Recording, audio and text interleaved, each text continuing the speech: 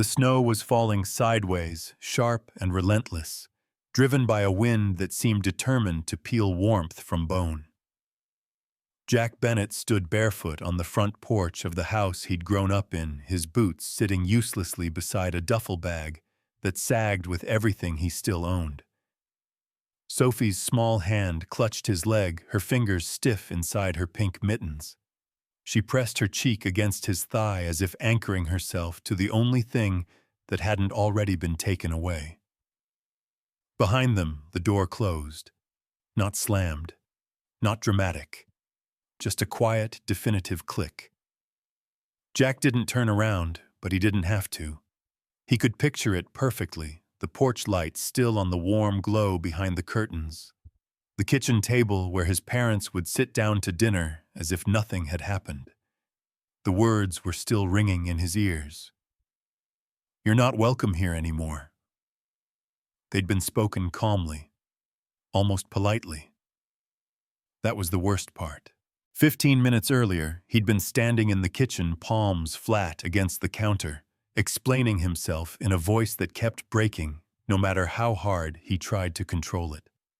He talked about layoffs, about how the company had downsized without warning, about resumes sent into the void, about interviews that never called back, about how childcare alone ate half of what little savings he had left. "I just need time," he'd said. "I'm not asking for money. I just need a place to land." His mother had crossed her arms the same way she used to when he was a teenager, caught sneaking back in late. "This house has standards, Jack," she'd said. "And you broke them." His father hadn't said a word. Just folded his newspaper, stood up, and walked upstairs. Now the porch light flicked off. Sophie looked up at him, her eyes wide and trusting in a way that felt almost unbearable. "Daddy," she asked softly, "are we going somewhere fun now?" Jack swallowed hard. His throat felt raw, like he'd been screaming, even though he hadn't raised his voice once. "Yeah," he said, forcing a smile that didn't quite stick. "Adventure time." The shelter was 2 towns away and already full when they arrived. The intake worker glanced at Jack's paperwork, then at Sophie, then sighed. "I can squeeze you in," she said, "but it'll only be for 3 nights." 3 nights. Everything came with limits now. The building smelled like disinfectant and old coffee. The lights buzzed overhead. Somewhere down the hall, a baby cried without stopping. Jack carried Sophie to their assigned cot, its mattress thin enough that he could feel the metal frame through it. That first night, Sophie shivered even under 2 donated blankets. Jack wrapped himself around her, pulling her close, rubbing warmth into her arms with slow, steady motions. He told her stories in a whisper about brave explorers and secret hideouts, about castles that looked broken on the outside but were strong where it mattered. He didn't tell her how scared he was. Sleep came in fragments. Every sound felt louder. Every cough, every shuffle, every whispered argument carried weight. Jack stared at the ceiling, watching the fluorescent light flicker, wondering how his life had unraveled so fast. 93 days. That was all it had taken. 1 email from HR. 1 meeting that lasted 7 minutes. 1 paycheck that never came. He'd tried to fix it, tried to stretch his savings, tried to pick up contract work, tried to keep Sophie's routine normal, dropping her off at daycare with a smile and picking her up with a knot in his chest. None of it had been enough. The second shelter was worse. The radiator clanked without producing heat. The windows rattled in the wind. Sophie asked why they kept moving, and Jack didn't have an answer that wouldn't scare her. The third shelter felt temporary, in the way a bandage does when you know the wound underneath is still bleeding. By then, Jack had learned the rhythms of displacement, the way people avoided eye contact, the way staff spoke kindly but hurriedly, the way hope had to be rationed. He was sitting in the lobby on a gray Thursday afternoon, Sophie beside him, drawing animals with wings when his phone buzzed. Unknown number. Vermont area code. He almost ignored it. Most unknown numbers brought bad news, or nothing at all. But something made him answer. "Jack Bennett," a woman's voice asked. "Yeah. My name is Jordan Mitchell. I'm a social worker with the Department of Social Services in Bennington. I have a file here with your name on it, and I think we need to talk." His stomach tightened. "About what? About a property that's been left to you?" Jack blinked. "I think you've got the wrong guy." "I don't think I do," she said gently. "The name Eleanor Whitmore, does that mean anything to you?" It took a second. Then a memory surfaced, a name mentioned once, maybe twice, at family gatherings when he was a kid. A relative no one talked about. A woman who lived alone somewhere in the hills. Strange. Reclusive. "She left me something?" Jack asked. "Yes," Jordan said. "She passed away 6 months ago. According to her will, you're the sole heir to her estate." Jack laughed under his breath, sharp and humorless. People don't just leave mansions to broke dads. There was a pause on the line. "I know how it sounds," Jordan said, "but the paperwork is legitimate. The house is on Cold Hollow Road. It's big, and it's been vacant. I'd like you to come in and look over the documents." Jack looked down at Sophie. She was humming softly, coloring her winged dog blue. When he asked, "Tomorrow, if you can." Jordan's office was small and smelled faintly of burnt coffee. She slid a folder across the desk and waited while Jack flipped through it. Photos spilled out. A 3-story Victorian mansion, its bones still impressive beneath decades of neglect. Snow clung to its eaves. Windows stared back dark and broken. The place looked abandoned, forgotten. "Cold Hollow Road," Jordan said. "It's on the outskirts of Bennington." Jack stared at the images. The house looked cold, empty, unforgiving. But it had walls, a door, a roof. "I won't lie," Jordan added. "It's going to need work." Jack exhaled slowly. "That's fine." She looked surprised. "You're sure?" He thought about shelter cots, about packing up every 3 nights, about Sophie asking where home was. "I'll take it," he said. That night, Sophie curled up beside him and whispered, "Daddy, do we really get a house?" Jack kissed the top of her head. "Yeah, baby. We do. Is it big?" He smiled into the darkness, big enough to get lost in. Outside, the wind howled. 2 days later, they would stand in front of that house, keys in hand, facing cold and ruin, and something neither of them could see yet. But for the first time in weeks, Jack let himself believe just a little that maybe losing everything wasn't the end. Maybe it was the beginning. The house looked like it could collapse if the wind blew a little harder. Jack stood at the edge of the frozen walkway, Sophie's mittened hand in his, staring up at the mansion that on paper now belonged to him. The wind howled through broken shutters and whistled through cracks in the walls like the place was breathing in and out, stubbornly alive despite its decay. It loomed 3 stories high, its Victorian peaks jagged and solemn against the gray Vermont sky. Half the second-floor windows were shattered, their glass teeth still clinging to the sills. Paint peeled from the clappered siding in long, tired strips. The front porch sagged to one side, weighed down by snow and years of silence. "Is this it?" Sophie asked, tipping her head up, eyes wide. Jack nodded slowly. "This is it." She looked at the house, then back at him. "It's really big." "Yeah," he said. "It is." She was silent for a moment, then whispered, "It looks kind of sad." Jack let out a breath he hadn't realized he was holding. "Yeah, kiddo, it does." He dug the old key from his coat pocket. The metal was ice cold, worn smooth at the edges. The lock protested like it hadn't been touched in years. It took 2 minutes of fumbling, swearing under his breath, and pushing his shoulder into the swollen wood before the door finally groaned open. They stepped into silence. The inside of the house was somehow colder than the air outside. The entryway stretched out in front of them like the hollow chest of a giant. Snow had blown in through broken windows, forming miniature drifts in corners. Wallpaper hung in curling strips from the high walls.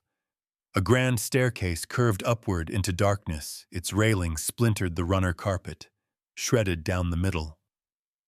Sophie stayed close, staring around with a mixture of fear and awe. "Why is it so quiet?" she whispered. "Old houses are like that," Jack said. "They're waiting to see who's gonna leave and who's gonna stay." He wasn't sure where that came from, but the words felt true. They walked deeper inside. The wood floor creaked under their boots. To the left, a massive parlor sat like a room frozen in time, furniture draped in dusty sheets, cobwebs stretching from chandeliers to corners. To the right, a dining room with a long, scarred table that looked like it had hosted its last meal decades ago. Jack took it all in with a builder's eye, not that he had the training, but he had the desperation. He noticed the cracked plaster, the water stains, the warped floorboards. The ceiling in one room had partially collapsed, likely from an old leak that never got fixed. The back door hung off one hinge. A draft followed them like a shadow. Sophie's nose was red already. She rubbed it with her sleeve. "Can we turn on the heat now?" Jack crouched down to her level. "Not yet, honey. We have to see if the furnace even works." She frowned, thinking. "Furnace is the big metal thing in the basement, right?" "That's right. And if it doesn't work, we're gonna have to figure something out." He tried to sound calm, reassuring, but the truth was he had no idea what he was doing. They set up camp in what looked like it might have been a study, once smaller, less exposed, with built-in bookshelves and a single cracked window. Jack stuffed the broken panes with old towels he found in a cabinet. There was no furniture to sleep on, so he laid out their sleeping bags on the floor and unzipped them to make one big nest of blankets. It wasn't much, but it was theirs. By late afternoon, the light was fading fast. Jack found a box of matches in the kitchen drawer and a couple of old candles that somehow hadn't melted or molded over time. He lit them and placed them in jars on the floor. The soft glow made the room feel less like a tomb. Sophie sat cross-legged, drawing shapes in the frost that coated the bottom of the bookshelf. "Do you think ghosts live here?" she asked. "Not scared, just curious." Jack smiled tiredly. "I think if they do, they're just cold like us." She giggled at that, the sound light and brave in the cavernous space. Jack sat down beside her and looked around. Everything was broken, brittle, falling apart. The pipes probably hadn't carried water in years. The furnace, if it even still existed, would likely be a rusted husk. The roof might leak, the wiring might be ancient, and the foundation could be a lawsuit waiting to happen. He should have been overwhelmed. And in a way he was. But more than anything, he felt the faintest stir of something he hadn't felt in months. Possibility. Even broken, this place was more stable than any shelter.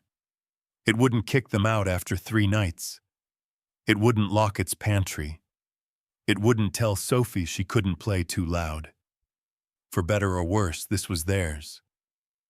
Still, he couldn't ignore the voice in the back of his head, the cynical, sarcastic one that had grown louder ever since the pink slip, the eviction, the porch.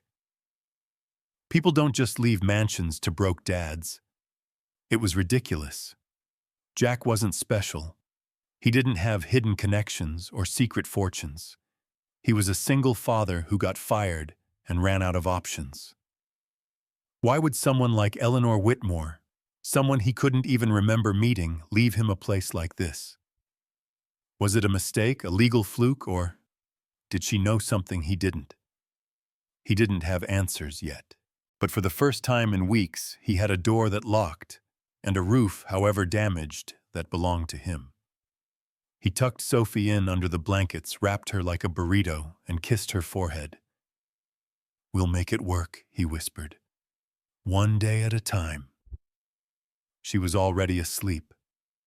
Jack stayed awake, staring at the ceiling as the candlelight flickered against peeling wallpaper. Tomorrow he'd try to figure out the furnace, then the water, then whatever came next. But as he sat there listening to the wind batter the windows, he couldn't shake the sense that this house held more than just broken wood and forgotten furniture. There was something buried here, a reason, a story, and he was now part of it. The stairs to the basement groaned like they were warning him not to come down. Jack held his breath as he stepped onto each one, flashlight in one hand, the other grazing the peeling wallpaper along the wall to steady himself. The air was thick, not just with cold, but with something older, dust, mildew time. Every breath felt like it scraped against his throat. He hated basements, always had. Even as a kid, they felt like places where bad things slept. He shook off the thought. No time for ghosts.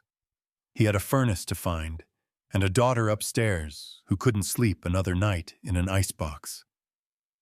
At the bottom of the stairs, the concrete floor was slick with moisture. He swept the light across the room.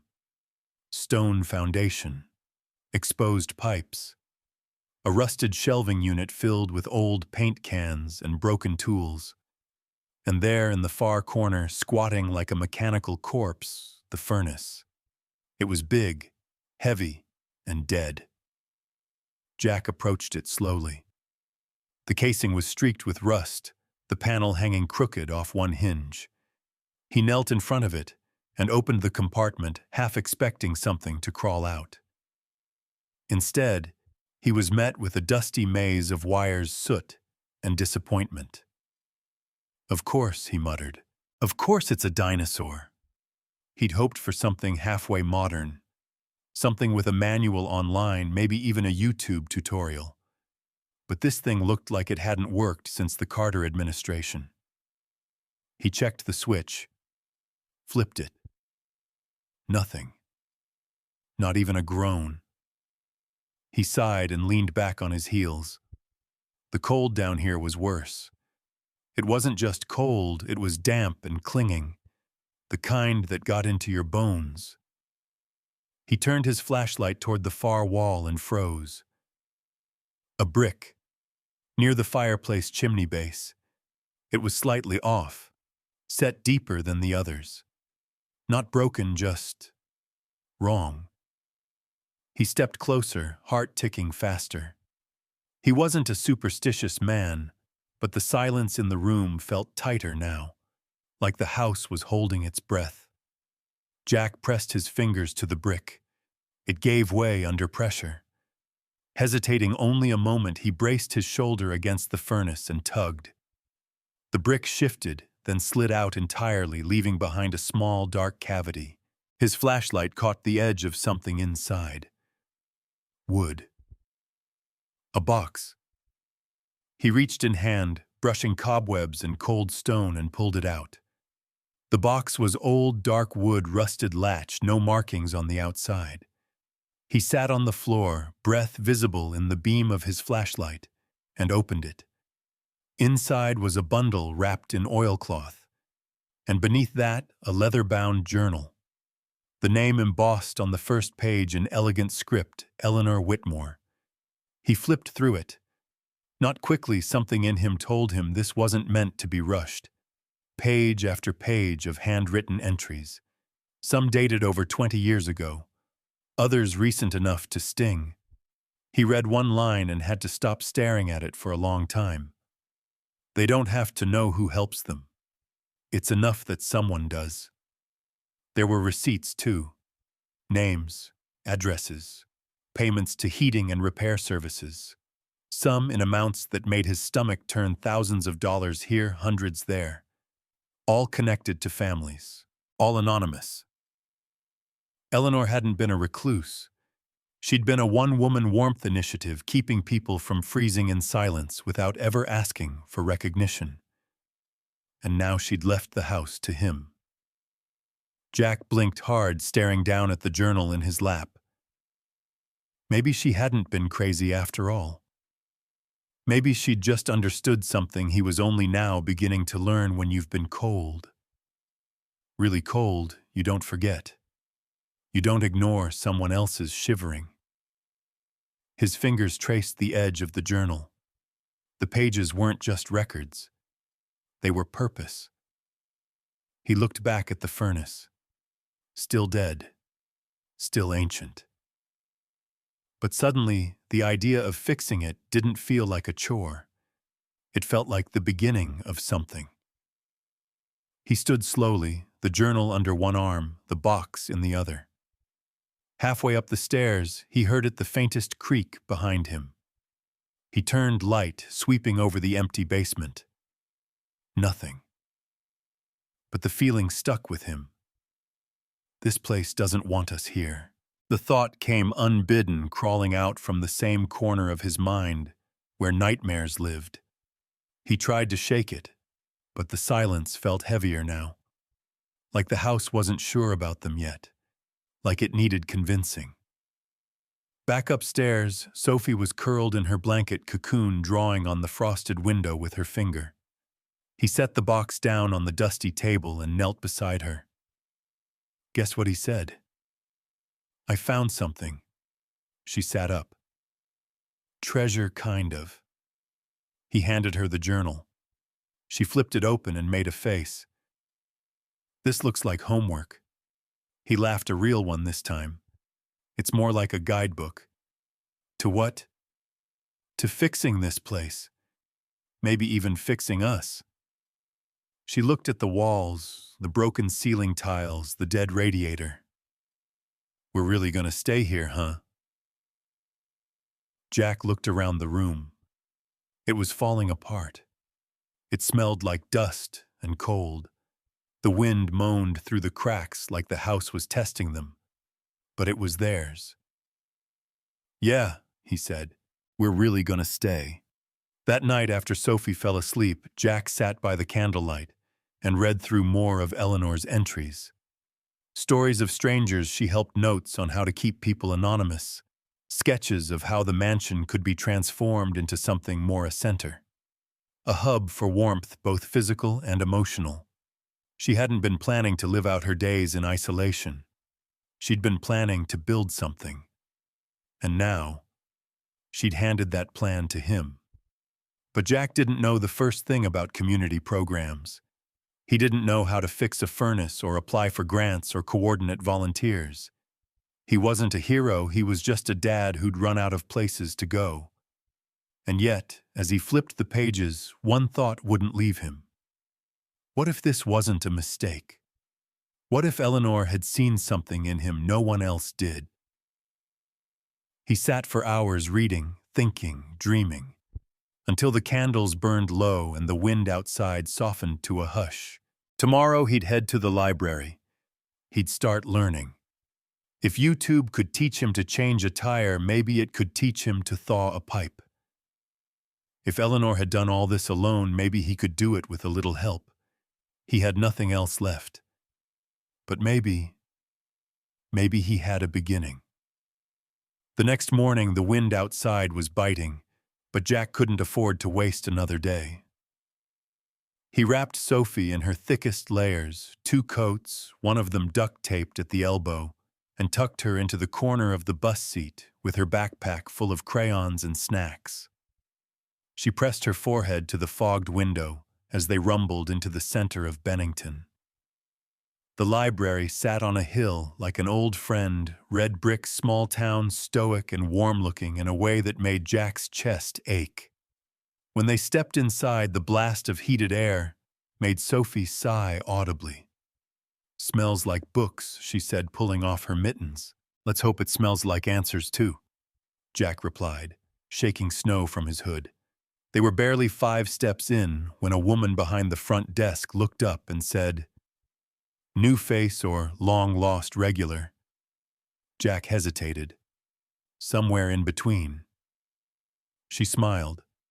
"Late 60s, maybe. Big glasses, gray hair, and a neat braid, and eyes that didn't miss a thing." "I'm Grace. Welcome. We like lost causes here, especially the stubborn kind." Jack raised a brow. "Do I look that desperate?" "You look like someone trying," she said. "That counts." He glanced down at Sophie, who had already found the children's corner and was flipping through a picture book like she'd just entered paradise. "I'm trying to fix a house," he said. Grace's eyebrow lifted higher. "In this weather, it was given to me. Kind of. And it's not in good shape. No heat, no water, maybe ghosts. Sounds like half the buildings in Vermont." She leaned forward. "You got a name, Mystery Man Jack. Jack Bennett." Grace's face didn't change, but something in her eyes flickered. Recognition, curiosity. "You're staying in the Whitmore place." It wasn't a question. Jack tensed. "How do you know that, honey?" she said. "In towns like this, the pipes don't run as fast as gossip. People talk. I listen. And Eleanor Whitmore's house lighting up after 6 months of silence. That's news." Jack let out a breath. "Yeah, that's the one." Grace reached under the desk, pulled out a worn clipboard and a sticky notepad. "I don't do charity," she said, "but I do second chances. Write down what you need." Jack blinked. "I thought this was a library." "It is. But it's also where things begin." She nodded at a side room. "We've got internet, space heaters, printer paper, and a whole lot of manuals no one reads anymore. You need a book on 1930s boilers." "I got 3. Jack didn't realize he was smiling until his face actually hurt.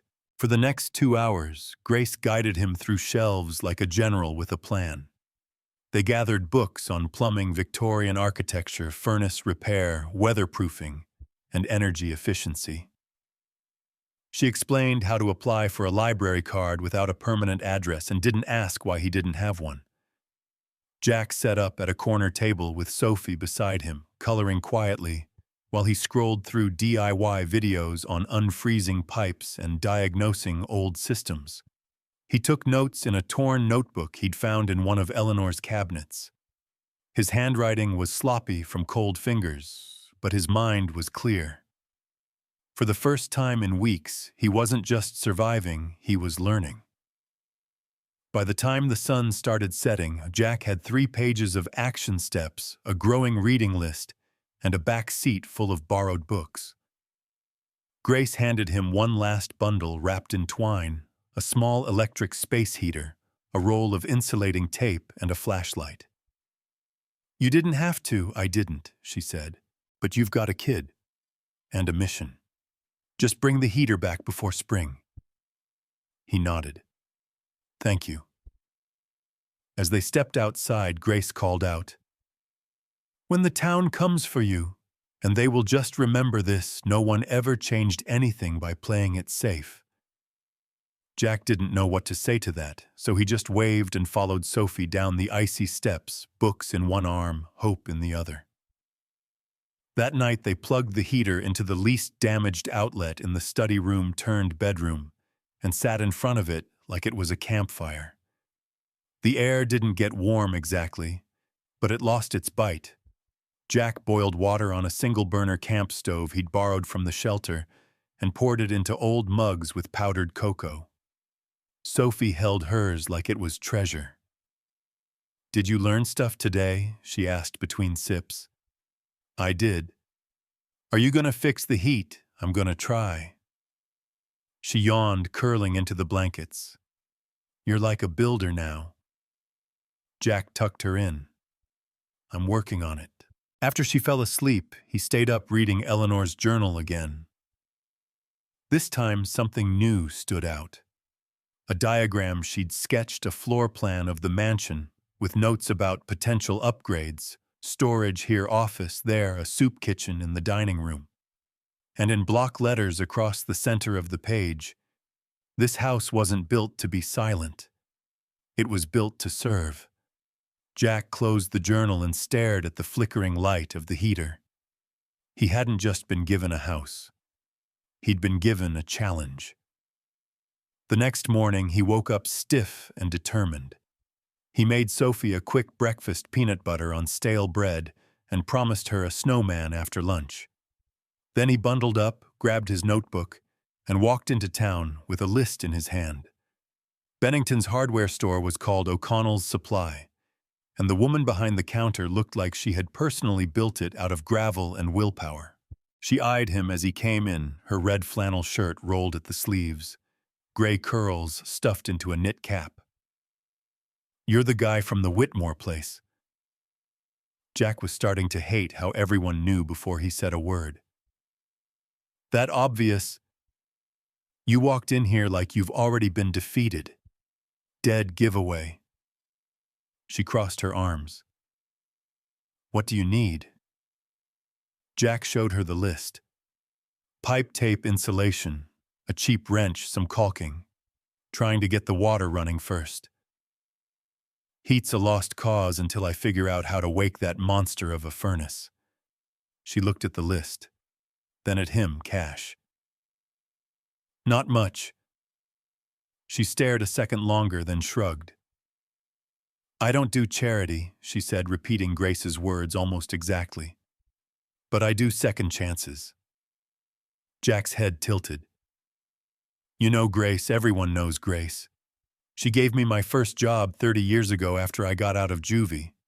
She's a damn good judge of people. He didn't know what to say to that. But Maggie, he'd catch her name from a receipt later. Didn't need a reply. I can put you on store credit, she said. Weekly payments. You mess me around, it's off. I won't. Good, she said, grabbing supplies off shelves. Let's get you to work, builder man. By the time Jack left, his arms were full, his back hurt, and he had more than he thought he'd be allowed to buy. And for the first time in months, he had a plan. That night, he started sealing up the worst of the window drafts. Sophie helped by holding tape and making up names for each creaky room. This one's the dragon room, she declared, pointing to the hallway closet that groaned every time it opened. Jack laughed, brushing dust off his sleeve. You know what? That's perfect. They worked until midnight, and when Jack finally collapsed onto the floor beside her, he didn't feel defeated anymore. He felt ready. Jack was starting to think the house was testing him. Every fix led to 3 more problems. Every creak underfoot whispered, "Nice try." He'd spent the last 2 days sealing windows, taping pipes, insulating gaps with towels, and fighting a losing battle against the cold. The space heater Grace loaned him kept the study barely livable. The rest of the mansion might as well have been Antarctica. But today was furnace day. He stood at the top of the basement stairs, flashlight in one hand, toolbox in the other, staring down into the darkness like it might bite. Sophie had begged to help, but the moment she heard basement, she changed her mind and decided her stuffed animals needed medical attention in the reading nook. I'll stay with them, she said seriously, in case they catch the cold too. Jack smiled, kissed her forehead, and told her to keep the heater on. Now, as he descended the steps alone, he felt the air grow heavier with each creak of the stairs. The smell hit him halfway down, old oil rust and something damp. The kind of smell that said, don't touch anything without gloves. The furnace sat like a rusted beast in the corner, a monolith of iron and failure. Jack dropped his toolbox beside it and pulled open the access panel, heart already pounding. He'd watched 6 hours of furnace repair tutorials and still barely understood what he was looking at.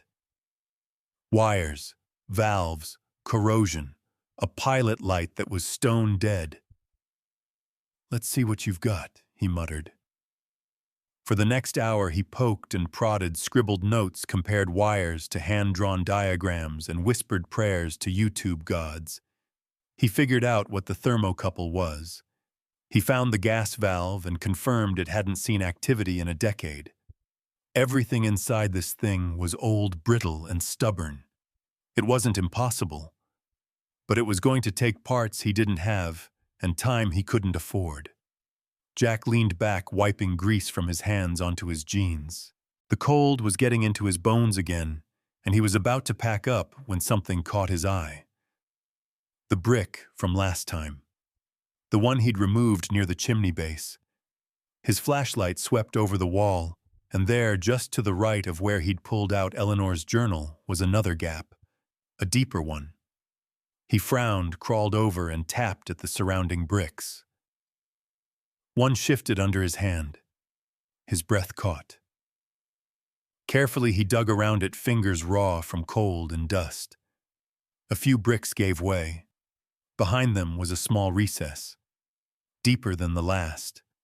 Inside, a second box. Wooden. Heavier than the first. No latch this time, just a tight fit and a layer of grime that made it hard to grip. Jack wrestled with it, coughed as dust clouded up, and finally lifted it free.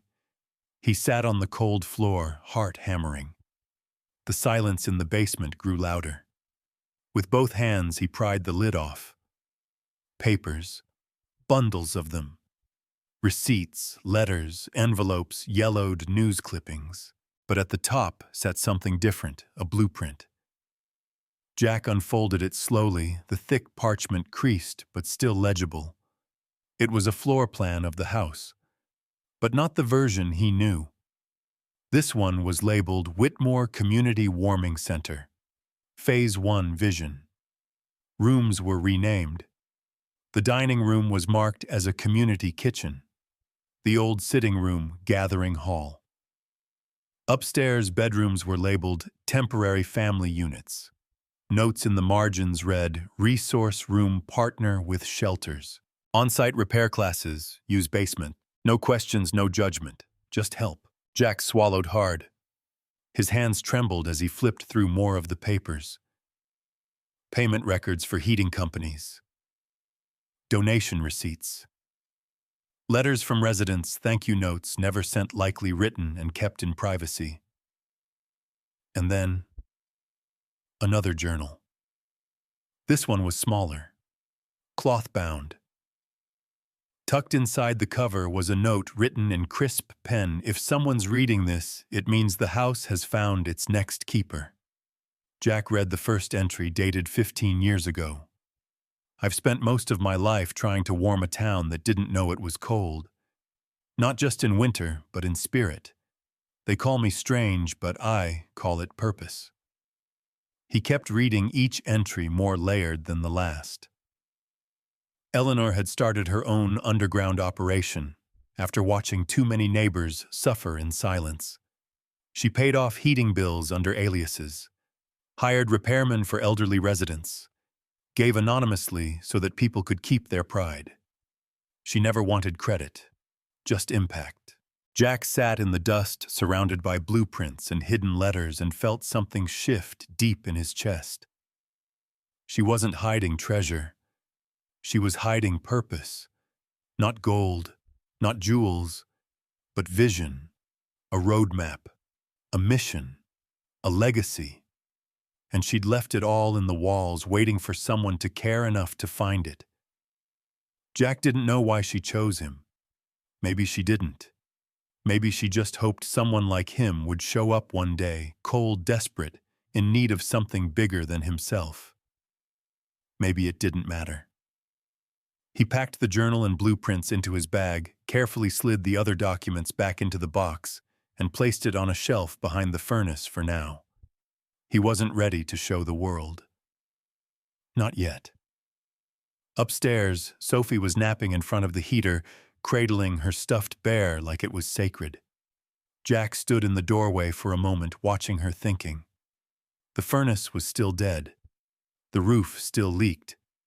But the house was speaking now, and Jack was finally listening. That night, he sat at the table in the kitchen, still broken, still missing 2 legs, propped up with books, and began writing a list.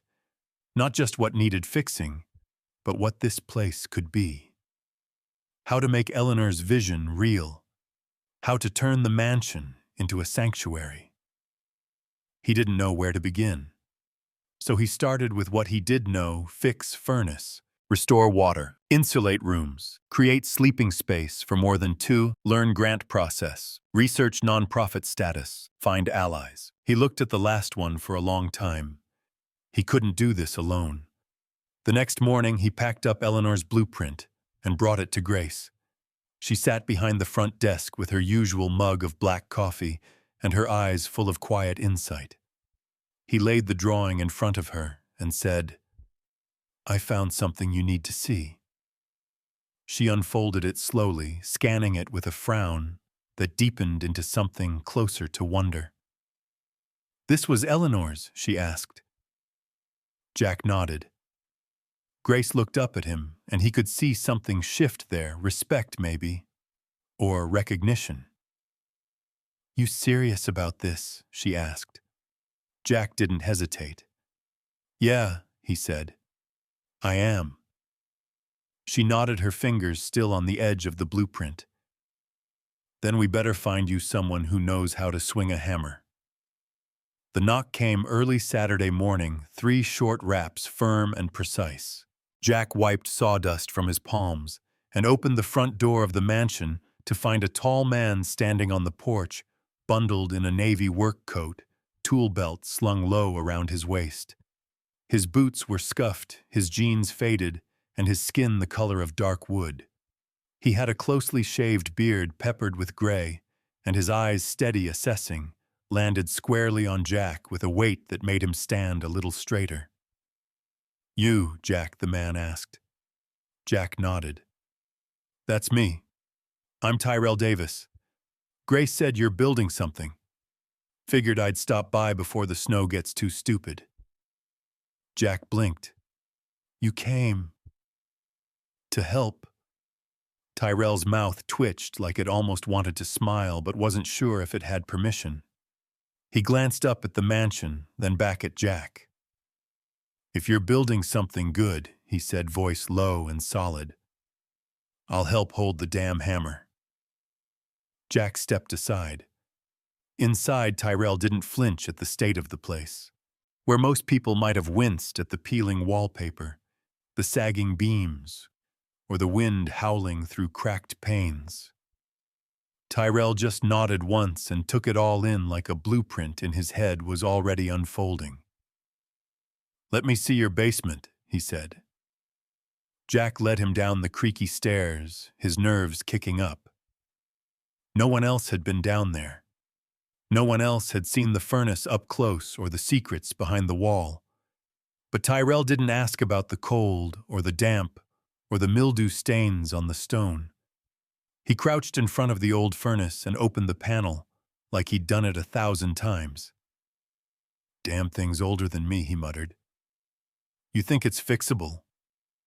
Tyrell pulled a small flashlight from his belt, aimed it at the pilot assembly, then up at the wiring. "Maybe. But it'll bleed you dry in propane, and that gas line looks sketchy. You want real heat? You rip this out and install a modern system." Jack rubbed the back of his neck. "I've got maybe $300 to my name."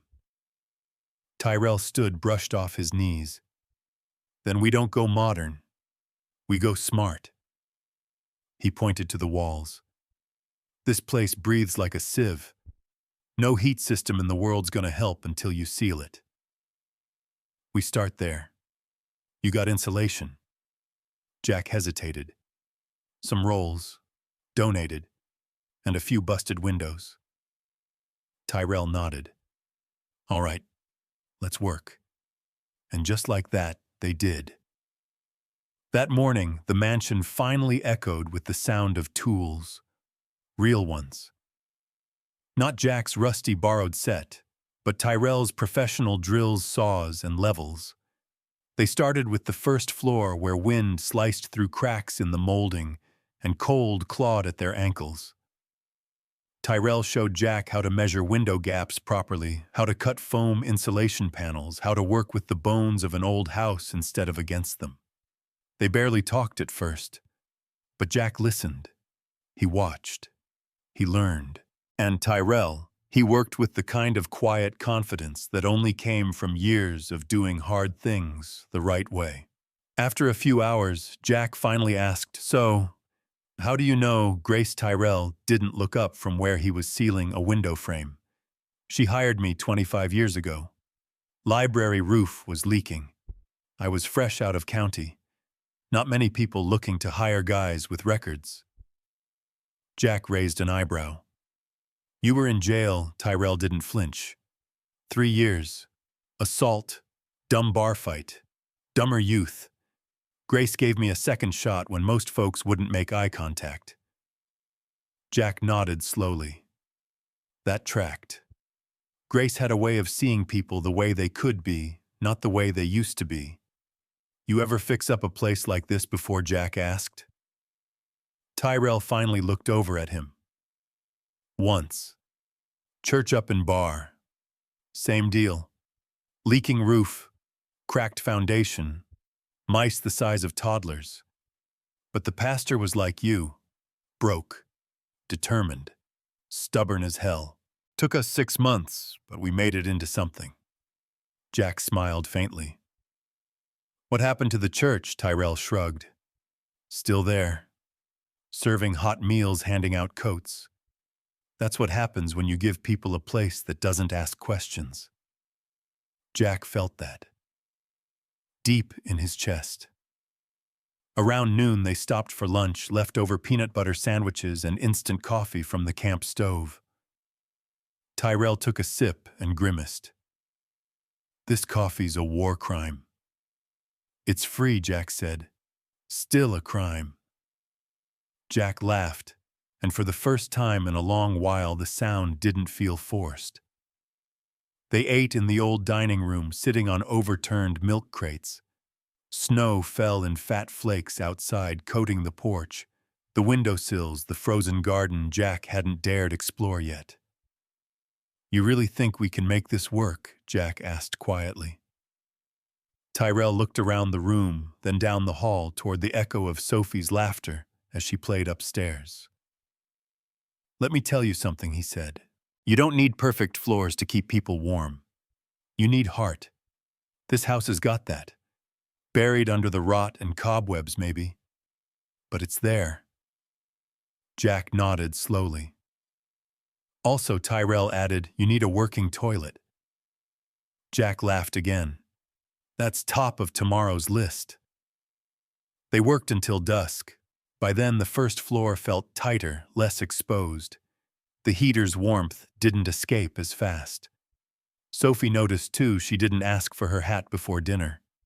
As Tyrell packed up his tools, he said, "I'll be back Tuesday.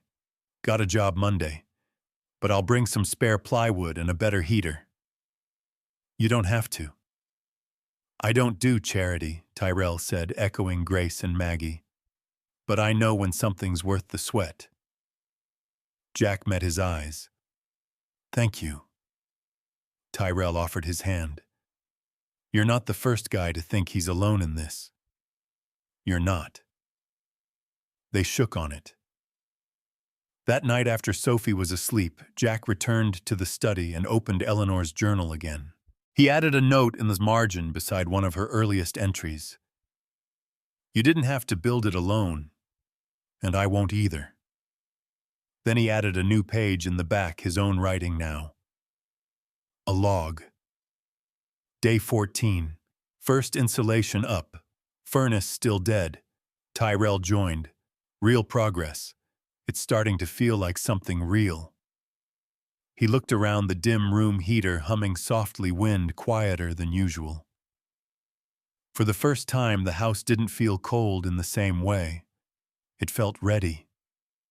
Snow had finally stopped falling, but the air was sharp and the sky hung heavy the way it always did when something was about to shift.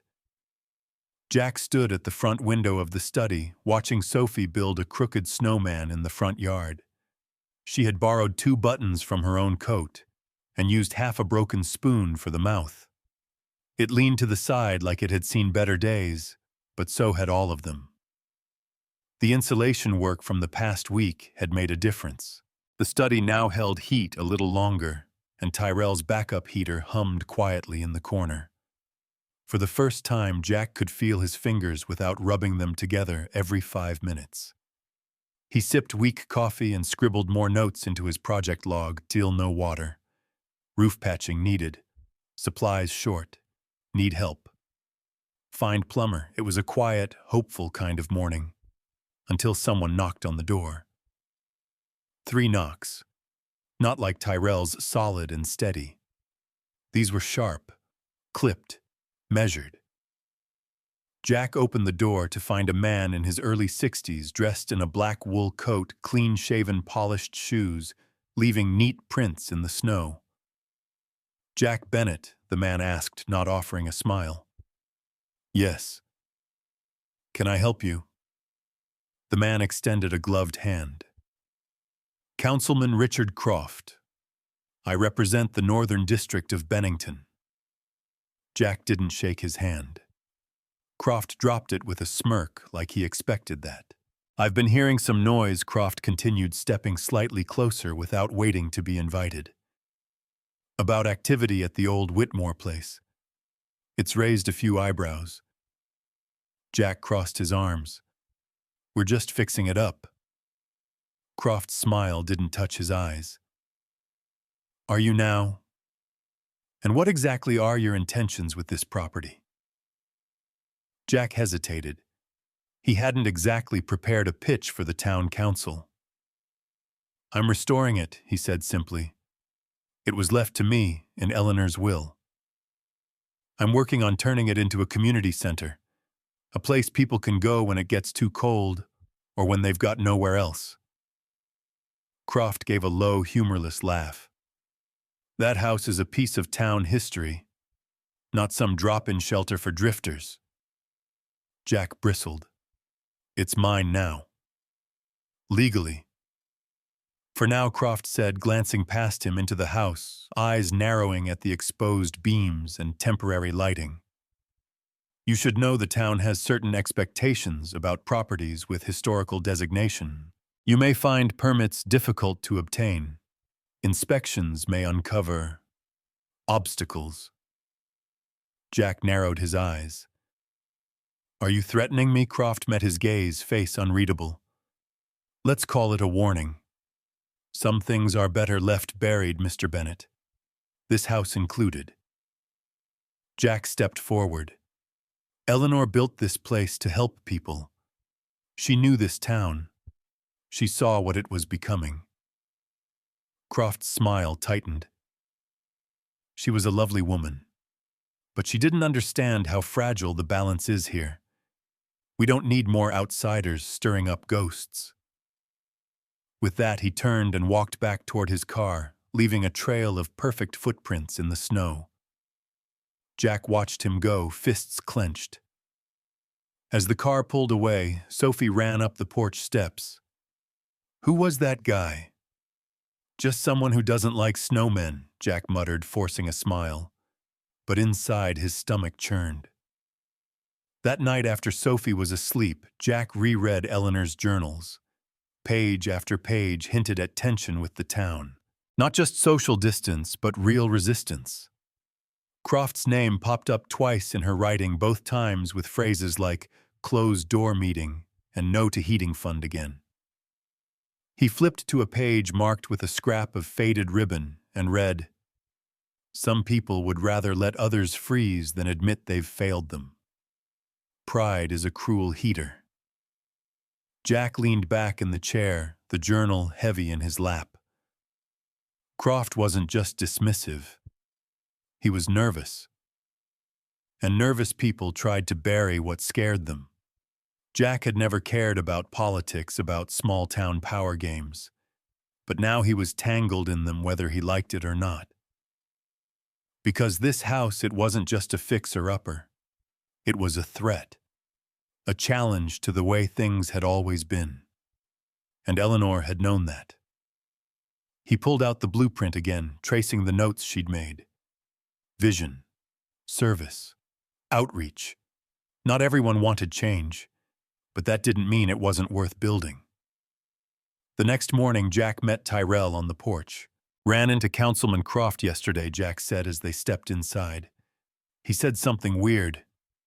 Tyrell raised a brow. Let me guess. Something like, this town has traditions close. He said, some things are better left buried. Tyrell's face hardened. He put down his toolbox. Croft doesn't bluff, he said. That man's been running this town with a handshake and a chokehold for decades. He doesn't like it when people fix what he let rot.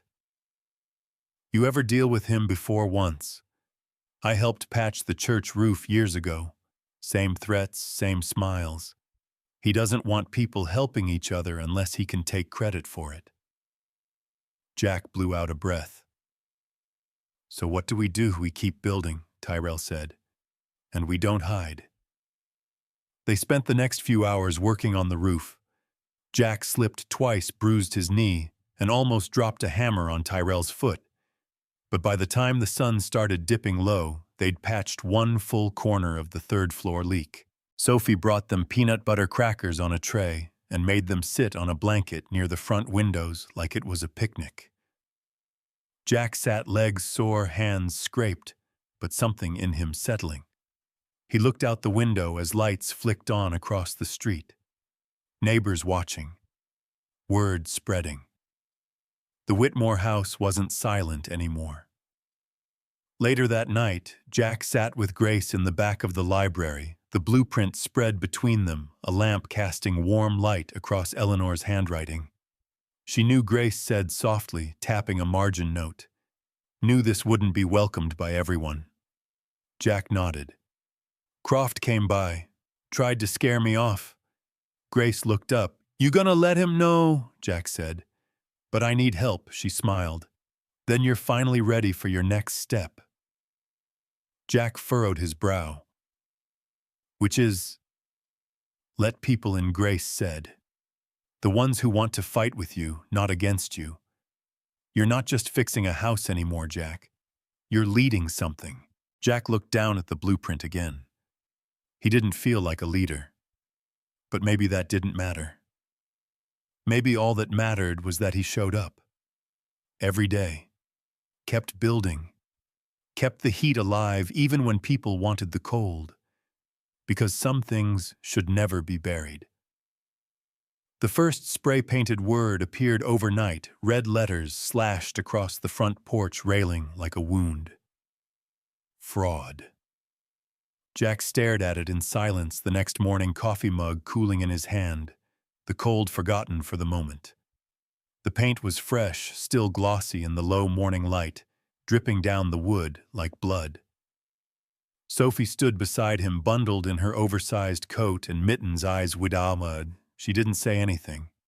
He stepped in front of her, gently blocking the worst of it. There were more slurs on the side of the house. Crude, angry, cowardly. Tyrell pulled up 20 minutes later, spotted the damage, and slammed his truck door hard enough to echo across the lawn. You call the cops yet? Jack shook his head. Not sure they'd care. They'd have to care. It's Croft, Jack said. Or someone working under him. He wants this place gone. Tyrell scanned the vandalism. He wants people scared. Well, he's not wrong, Jack muttered, voice low. We're barely holding this place together, and now this. What if no one comes tomorrow? The flyer still sat taped on the inside of the window. Open house. Community warming center. Come see what's being built, in Jack's shaky handwriting. He'd hung it up a few days ago, encouraged by Grace, hopeful, that if people saw the vision, they might believe in it too. But now all he saw was a message scrawled in red across everything they'd worked for. Tyrell stepped up beside him. "Look, man, you don't have to do this. We paint over it, wait a few weeks. Keep fixing the house quiet. Low profile. Let it blow over." Jack looked down at his daughter, who was still holding his hand. Her mittened fingers squeezed his. He turned back to Tyrell, voice tight. "No. If they're gonna look," he said, "let's give them something to see." That was all Tyrell needed. They went to work. The first thing they did was clean, scrubbed off what they could, painted over what they couldn't. It was cold work, fingers numb in wet gloves, the air stinging their faces, but they didn't stop. Sophie helped too, standing on a step stool with a paintbrush twice the size of her hand covering the hate one slow stroke at a time. Then they rearranged the front room, moved furniture they'd dragged down from the attic, cleaned off old tables, laid out Eleanor's journals and blueprints for display. Jack even made little name cards, Eleanor's notes. Proposed floor plan letters from recipients, anonymous, and so on. By evening, Grace showed up with a tray of hot cider and a cardboard box full of folding chairs. "You're doing it, huh?" she asked. "Yeah," Jack said. "Even if no one shows." "They'll show." Jack wanted to believe her. But as he stood at the top of the stairs that night looking down at the freshly painted porch, he wasn't sure. That night, he barely slept. Every creak of the house made him flinch, thinking someone might return to finish what they started. But the night passed quietly. Too quietly. Morning came gray and cold, the sky heavy with clouds, but no snow. Jack was in the front room adjusting the chairs again, third time now, when Sophie came running in. "Dad, there's people." He rushed to the window. One car, then another, then two more. By noon, over a dozen people stood on the lawn, bundled in coats and scarves, eyeing the house with curiosity and caution. Grace took charge, ushering folks inside with practiced ease. "Mind the steps, fresh paint. Coffee's in the dining room, careful, it's terrible." Tyrell greeted people at the door, offering firm handshakes and names. No one mentioned the vandalism, but everyone glanced at the freshly painted wood like they knew. Jack stood in the center of the room, fidgeting with his sleeves, heart pounding in his throat. Then someone asked the first question. "So, what is this place exactly?" Jack stepped forward. "It's a home," he said. Or it was. But Eleanor Whitmore didn't build it just for herself. She had a plan to turn it into a space for people who need warmth, shelter, help. And I'm trying to finish that plan. He gestured to the blueprint. "I found this behind a wall. Hidden." She was trying to build a community center long before people talked about these things. Heating assistance, meal programs, temporary housing. She paid bills anonymously. She helped people in secret because she knew what this town was becoming, and she believed we could be better. There was a quiet pause. Then someone in the back, an older woman Jack didn't recognize, said, "She helped me. Paid my oil bill in '09. Never told a soul." Someone else added, "She fixed our pipes after the freeze. Left a card on the step." More voices followed. "She gave me money for diapers. She saved my dog, paid the vet bill. She called me once and just said, 'You're not alone.' I never knew it was her." Jack looked around the room. Faces he didn't know. People he never thought would walk through the door. And they were all saying the same thing. She helped, quietly, constantly. Grace moved to the center of the room. "This house isn't just wood and nails," she said. "It's proof that one person can make a town better even if the town doesn't want to admit it." Jack added, "I'm not Eleanor. I don't have her grace or her money. But I've got this place. And I've got people like Tyrell and Grace. And maybe you, if you want to help. If you're tired of watching folks fall through the cracks." He paused, then said it again. "If they're gonna look, let's give them something to see." A slow nod from someone near the door. Then another. A hand went up. "What do you need?" Jack blinked. Honestly, everything. Tools, labor, materials, someone who knows plumbing, someone who can help organize. Grant writing outreach food prep. "Another voice I can bake. I know HVAC," someone else said. "I've got a truck and weekends." One by one, hands raised. Jack felt the floor steady beneath his feet for the first time in months. After the meeting, people lingered. Sophie showed off her snowman. A kid from down the street gave it a scarf. Grace laughed harder than Jack had ever heard her when someone suggested painting a sign that said, "Cold but not cowardly," over the porch. Tyrell pulled Jack aside near the back room. "You did good, man." Jack shook his head. "We did." They watched the last of the cars pull away. The house was still broken, still cold, still full of things to fix. But it was full now of life, of voices, of possibility, and Jack knew the fight was only beginning. The letter came in a plain white envelope. No return address. Just his name typed in clean, cold font, Jack Bennett. It was waiting for him on the kitchen table when he came in from hauling supplies up the porch steps. Sophie had left it there unopened, assuming it was another bill. Jack's hands were numb from the cold, but when he saw the envelope, its stiffness, its weight, his chest tightened before he even touched it. He opened it slowly, cautiously. Halfway through the first paragraph, his knees nearly buckled. "Mr. Bennett, this correspondence serves as formal notice that the welfare of minor Sophie Bennett has been brought into question by an anonymous report." He didn't read the rest right away. Couldn't. His eyes skipped words like they were too hot to hold. But he saw just enough to understand the threat. Someone, likely Croft, had filed a complaint to Child Protective Services, claiming the house was unsafe, uninhabitable, that Sophie was being raised in hazardous conditions by a father with no income, no heat, no water.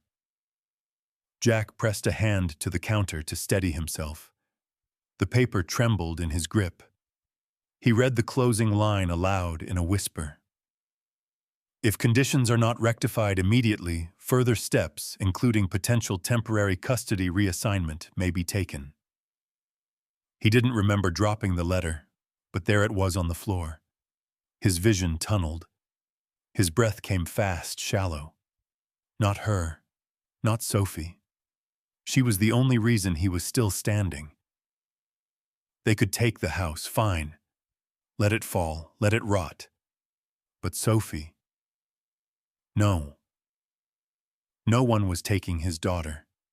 "You can take the house," he said through clenched teeth, "but you're not taking my daughter." The words echoed in the cold, quiet kitchen like a war drum. The next hour passed in a blur. He called Grace, his voice shaking as he explained. She didn't hesitate. "Meet me at the library," she said. "I'm calling someone." Jack grabbed the letter and bundled Sophie into her coat. He didn't explain. He didn't have to. She saw the look in his eyes and didn't ask a thing. At the library, Grace was already waiting with someone Jack didn't recognize. A woman in her late 40s, sharp eyes, cropped hair blazer over a thick turtleneck. She stood the moment he walked in. "This is Layla Shaw," Grace said. "Family attorney, pro bono. She's helped half the town at one point or another." Layla didn't offer pleasantries. She took the letter, scanned it, and nodded. "This isn't a court order," she said. "It's a scare tactic, meant to rattle you." "It worked," Jack said. She looked up at him serious. But it won't stick. Not unless they can prove actual danger. No heat. Yes, that's an issue. But if you're actively working on it, have community support, and your daughter's fed, clothed, and loved, they don't stand a chance. Jack exhaled, but the breath caught on something hard in his chest. What if they twist it? Make me look like I dragged her into some freezing wreck of a house just to chase a fantasy. Grace stepped in. Then we show them it's not a fantasy. It's a project, a vision, and she's not alone in it. Jack looked down at Sophie, who sat reading quietly near the children's corner. She looked up, caught his eyes, and gave him a little thumbs up. Layla softened, just a little. Kids don't fake safety. And she looks safe. Still, Jack felt the heat of panic under his skin. Everything he was building, every nail, every sketch, every late night with cold fingers and scraped hands could be undone with one report. He walked back to the mansion in silence, Sophie asleep in the passenger seat, her head lolling to the side. Inside, he stared at the blueprint again. This place was supposed to be a new beginning, not a battleground. But maybe that was naive. The truth was, systems didn't like change. Especially when that change came from people like him, broken, past empty pockets, no pedigree. They liked their charity sanctioned and sanitized, not raw and patched together with borrowed tools and stubborn will. That night, Jack sat down and wrote a letter. Not to Croft, to the community. He shared Eleanor's original vision, the house's blueprint, what he was doing, why it mattered, and how close they'd come to losing it all. He kept it honest, no polishing. He printed 15 copies and taped them to windows around town at the diner, the gas station, the church bulletin board, the library. They're not just trying to shut me down, he wrote. They're trying to shut down the idea that a place like this can exist. A place that helps without asking. A place that heals without judgment. If you believe this is worth fighting for, come show up. The next day, a plumber knocked on the door. Name's Victor, he said. Saw your flyer. I got a teenage son who could use a little perspective. Figured I'd lend a wrench. 2 hours later, a retired electrician dropped off a box of supplies. I worked with Eleanor once, she said. She never took credit. Time someone did right by her name. By the end of the week, Jack had a working sink in the kitchen and a fully rewired fuse box. The house wasn't just waking up, it was defending itself. Layla called again. I pulled the file, she said. Guess who filed the complaint Jack didn't need to ask? Croft. And guess who sits on the board for the State Housing Oversight Fund? Let me guess, Jack said. Also Croft. He's trying to freeze you out, literally and politically. But it's not working, and I think he knows it. What now? We build, we document, we bring in more people. The more public you go, the less he can touch you. Jack leaned against the wall, exhausted but steady. It wasn't over, but they were still here. Later that night, Jack tucked Sophie into bed and sat beside her. Are we going to have to leave? She asked, small voice breaking the quiet. No, he said firmly. This is our house, even if some people don't like it, especially if they don't. She reached out and held his hand. Then we'll fix it. Together. He nodded, tears burning behind his eyes. They were still here, still fighting. And they weren't alone anymore. The black SUV pulled into the driveway just before noon, clean as a showroom car, tires barely crunching the gravel. Jack looked up from the front porch where he'd been sanding down a crooked stair rail. He squinted against the winter sun as the door opened and a familiar figure stepped out, Maggie. still polished, still expensive. Her wool coat was deep green, her boots spotless. Her walk was purposeful, and her eyes scanned the house like it was a property she was considering buying.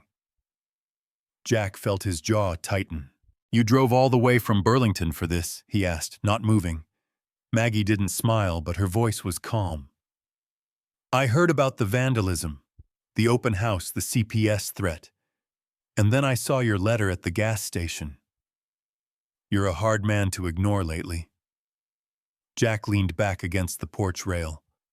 "Didn't realize I'd become such a celebrity."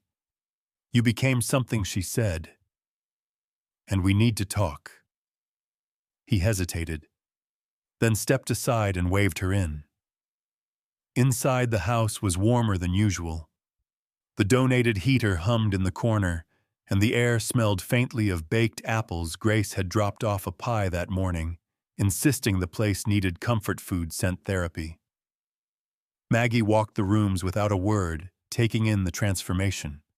The new insulation, the refinished window trim, the handwritten mission board tacked up in the dining room listing goals, needs, and volunteer shifts. When she turned back to Jack, her expression had shifted, still composed, but with something softer beneath. "You've built something," she said quietly. "Still building." She nodded, then pulled a folded envelope from her bag and placed it on the table. He didn't touch it. "What is it?" "An offer," she said. "From a private foundation I work with. $10,000. Discretionary Community Development Fund. No strings. Officially." Jack raised an eyebrow. And unofficially, Maggie folded her arms. "They want structure. A name, a plan, something to point at when they talk about outcomes and impact. And they want someone with a clean record on the board." Jack let out a dry laugh. "Let me guess, someone like you." "I didn't come to take over," she said quickly. "I came to help." "But yeah, I'd be involved. There'd be oversight. PR, maybe even press." Jack's shoulders tensed. "You mean shine it up," he said. "Make it palatable, polished, marketable." "I mean protect it," she countered. "From people like Croft. From instability. From the next person who throws a brick through your window." He looked at her hard. "Eleanor didn't build this place to be safe. She built it to be true. Quiet, fierce, human. She didn't need glossy pamphlets." Maggie's voice stayed level. "She also had money. You don't. Not if you want this place to survive the winter." He walked to the window and stared out at the front yard, where Sophie and two neighbor kids were dragging scrap wood across the snow like it was treasure. She'd been happier these past weeks than he'd seen her in years. Safer. More rooted. He couldn't lose this. Not again. But still, he hesitated. "I get it," he said. "Stability matters. So does funding. But I'm not going to let anyone twist this into something it's not." Maggie sighed. "You want my name on it, then I get to say what it stands for." He turned to face her. "Then don't put your name on it. Put hers, Eleanor's." She didn't answer right away. Just stared at him like she was trying to calculate whether he was brilliant or reckless. "Jack," she said finally, "you need allies." "I've got them," he replied. "They wear work boots, not blazers." Her mouth twitched just slightly. Not quite a smile, but close. "I'll talk to the foundation," she said. "See if they're open to compromise. Something a little messier, more honest. But they're going to want updates, progress, results." "Fine," Jack said. "Then come back in 2 weeks. Bring your clipboard. I'll show you a real update." She picked up the envelope, but before she left, she reached into her coat pocket and slid a business card across the table. "Just in case you change your mind." I won't, he said. She gave him a long look, then turned to go. At the door, she paused. You know, she said over her shoulder, this is the first time I've set foot in this house since Eleanor's funeral. I thought it would feel haunted. Jack raised an eyebrow. And it feels loud, alive. Then she was gone. Jack stood in silence for a while, the weight of the conversation settling in his chest. He picked up the business card and stared at it, then slipped it into a drawer. Not yet. Later that night, he sat at the kitchen table with Tyrell and Grace recounting the conversation. She's not wrong, Tyrell said. Winter's gonna get mean. You need backup and bureaucracy, Grace added. But the good kind, if that exists. Jack ran a hand through his hair. I just don't want to sell this place out. Grace leaned forward. Then don't. But don't be so proud you lose it either. Pride doesn't keep pipes from freezing. He nodded slowly. All right. 2 weeks. We build faster. We prove it works.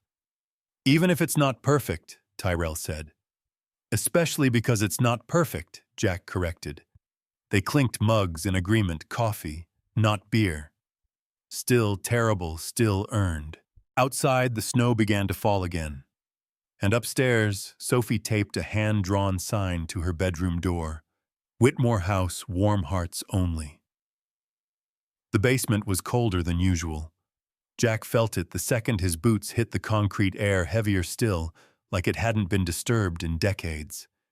The furnace had been fixed last week, and yet this corner of the house still breathed with something different. Something older. Sophie, he called out. You said it was where... Behind the furnace, she shouted from the top of the stairs. There's a panel or something. It moved when I was playing. Jack ducked under the low beam and moved toward the back wall. Sure enough, behind the old oil furnace, a seam in the stone looked off. Not a regular crack. Not erosion. Straight lines. Human-made. He pressed his fingers against it. Cold. Solid. But then click. A portion of the wall shifted inward with a low creak, revealing a narrow wooden door half-sized and nearly swallowed by darkness.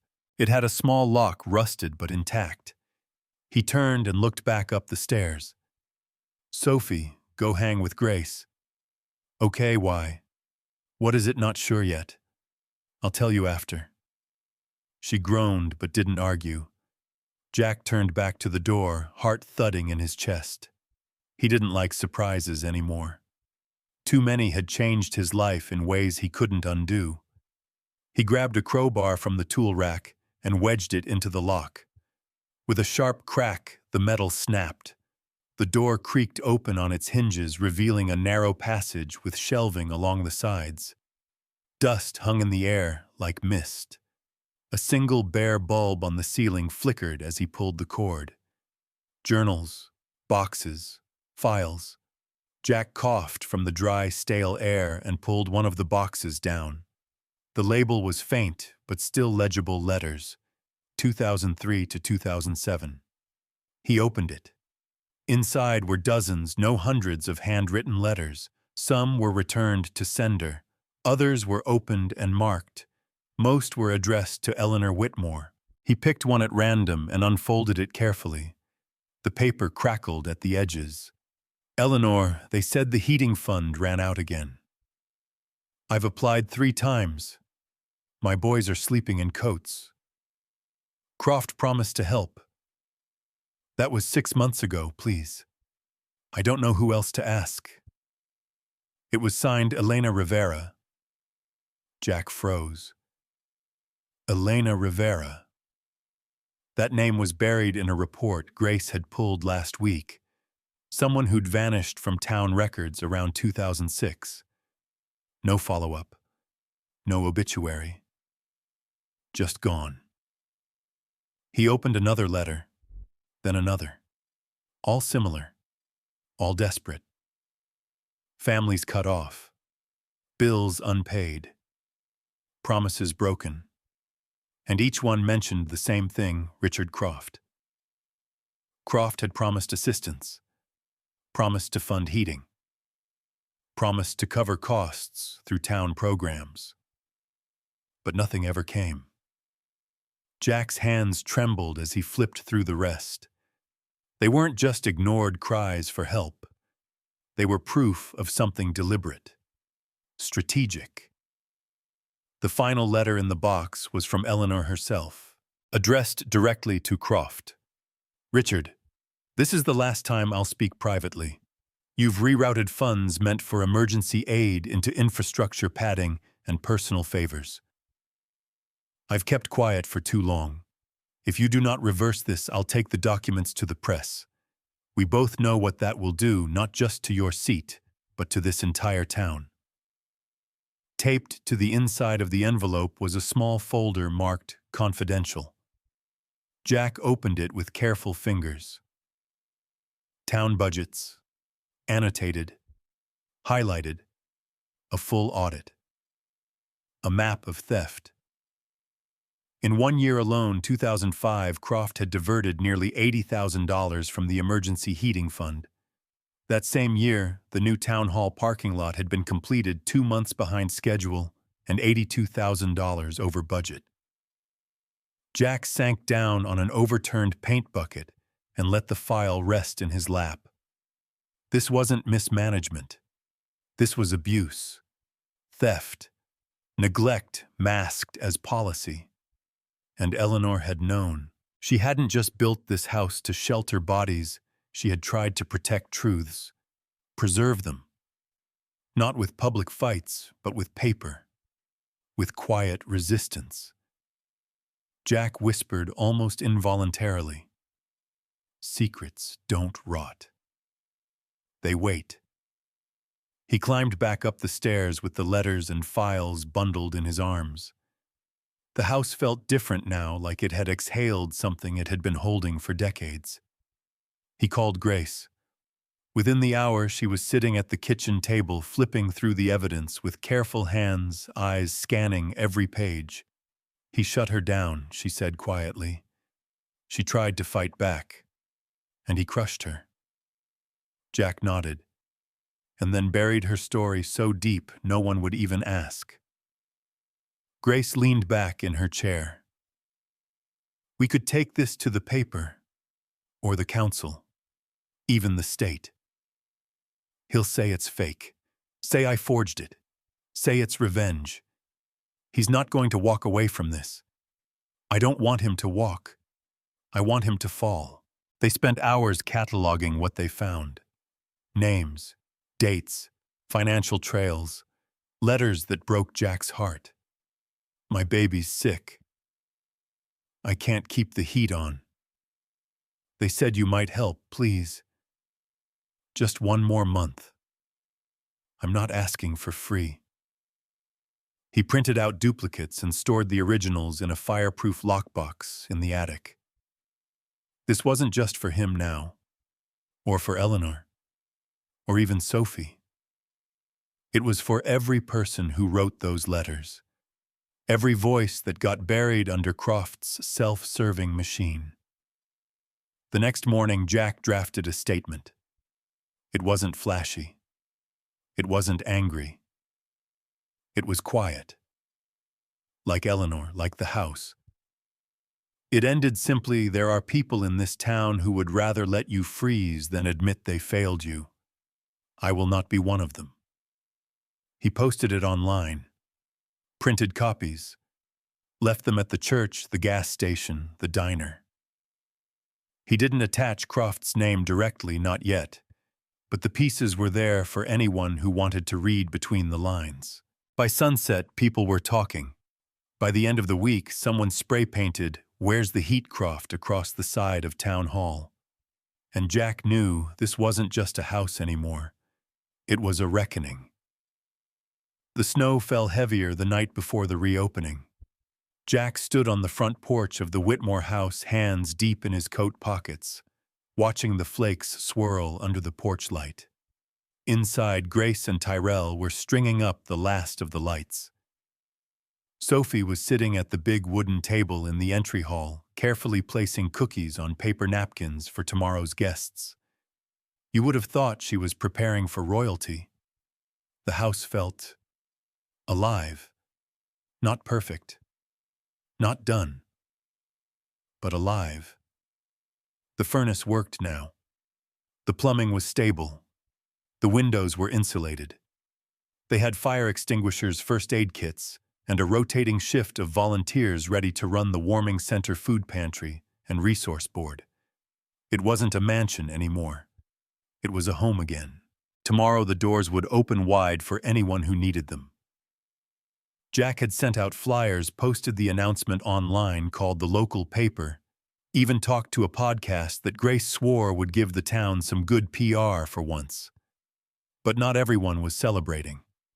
Earlier that day, Jack had received a cease and desist from Croft's office. It was as thinly veiled as it was laughable, accusing him of defamation, improper use of town records, and inciting public distrust in municipal leadership. Jack had read it, then folded it neatly and slid it into the back of Eleanor's ledger. Let them come. The people had seen the truth. The letters, the journals, the budget reports, and more importantly, they'd seen what the house was becoming. You couldn't unsee that. Still, there was tension. Jack could feel it in his shoulders, his jaw. This wasn't just the end of a project. It was a turning point. Want some tea? Grace asked from the door. He nodded. Yeah. Thanks. She disappeared inside. Jack turned and stared out across the yard. Lights were starting to flicker on in neighboring homes. It was strange, just a month ago this place had been cursed in the eyes of the town. Haunted even. Now it glowed with something like hope. But that hope had a cost. The press had gotten wind of the corruption scandal. Croft was publicly denying everything. Accused Jack of forging documents, of manipulating Eleanor's memory to gain control of the property. Even floated the idea that Jack had targeted the house with the intention of stirring unrest. But the community didn't buy it. Not after what they'd seen, what they'd felt. Victor the plumber offered to testify about the house's transformation. Mrs. Lang, the retired electrician, gave a full interview to the paper. And Sophie, innocent, brilliant Sophie, had drawn a picture of the house with little stick figures inside labeled "Warm, Safe, and Not Alone." It ended up on the cover of the local paper's Sunday edition. Still, Jack had one more thing to do before the doors opened. The next morning, dressed in his best flannel and with a copy of Eleanor's ledger under his arm, he walked into town hall. The receptionist blinked in surprise. "Can I help? I need to speak at today's council meeting," Jack said. "Open comments. I've already submitted the request." Croft was seated at the head of the room when Jack stepped in. The moment their eyes met, the tension thickened. But Jack didn't flinch. When they called his name, he stood at the podium, cleared his throat, and opened the ledger. "I'm not here to make noise," he began. "I'm here to tell the truth." He spoke plainly, calmly, about the letters, the funds, the names, the stories that had been silenced. He read excerpts from Eleanor's journals, not the ones with anger, but the ones with love. Her vision, her belief in people, in neighbors helping neighbors, in doing good even when it wasn't easy or recognized. This house wasn't meant to be a symbol, Jack said. It was meant to be useful, real, kind, quiet but not silent. And after years of being buried under shame, suspicion, and decay, it's finally standing again, not because of politics or profit, but because people still care. Croft shifted uncomfortably. Jack didn't look at him again. He looked at the people. "You can investigate me, threaten me, try to drag my name through the mud, but the truth is already out. And this town, this house is bigger than me. It always was. He closed the book, and it always will be. When he stepped away, the room was silent, not because they didn't believe him, but because they did. Later that afternoon, as he returned to the house, he found a line of people already gathering outside, some with coats to donate, others with bags of canned food, a few with kids in tow, some just curious. Grace handed him a mug of cider. "Told you they'd come." "Yeah," he said, eyes glancing over the crowd. "Still kind of unbelievable." Tyrell laughed from the porch. "Nah, man. It's believable now. You made 'em believe." The door opened at noon. There was no ribbon to cut, no speeches, just warm air spilling out into the snow and a voice from inside calling, "Come on in, everyone." By late afternoon, the house buzzed with life. Kids playing cards in the side room, an older couple sitting near the fire, volunteers checking names off supply lists, someone tuning an old radio in the corner. Sophie ran up to him, face flushed. "Dad, one of the ladies said she used to live here back when she was little." Jack blinked. "Did she really?" "Yeah. She wants to see the attic." Jack smiled. "Take her up. Just watch the third step, it's still a little creaky." As she bounded off, Grace joined him. "You gonna be okay?" she asked. He looked around. At the house, the people, the walls that no longer echoed with emptiness, but with laughter, voices, hope. "I think," he said quietly, "this place is finally what it was always meant to be." She nodded. "So what now?" He thought for a long moment, then said, "We keep showing up, one day at a time." That night, as the last guests trickled out and the house quieted, Jack climbed the stairs to Eleanor's old study. He lit a candle, opened her journal one last time, and added a single line to the final page. "Your house speaks again, and it says, 'You mattered.'" He closed the book. In the hallway, Sophie waited for him, holding his hand as they walked together into the dark, no longer cold, no longer alone. Outside, the snow kept falling, but inside, the warmth stayed.